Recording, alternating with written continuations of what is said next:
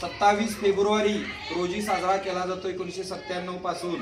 विवा शिरवाडकर नाही का कुसुमाग्रज यांचं लेखन साहित्य हे मराठीमध्ये बरंचसं आहे आणि याच्यामध्ये निबंध, कथा, नाटक, साहित्य, ग्रंथ नाही का। नाटकामध्ये नटसम्राट हे नाटक खूप गाजलं आणि त्या नटसम्राट नाटकामध्ये बरंचसं काही चांगलं असं सांगितलेलं आहे। काय आहे, एक वडील आहे की नाही, आपल्या मुलगा आणि आपला जावई आणि आपली मुलगी यांच्यामधला सहसंबंध त्या नटसम्राटमध्ये दाखवलेला आहे।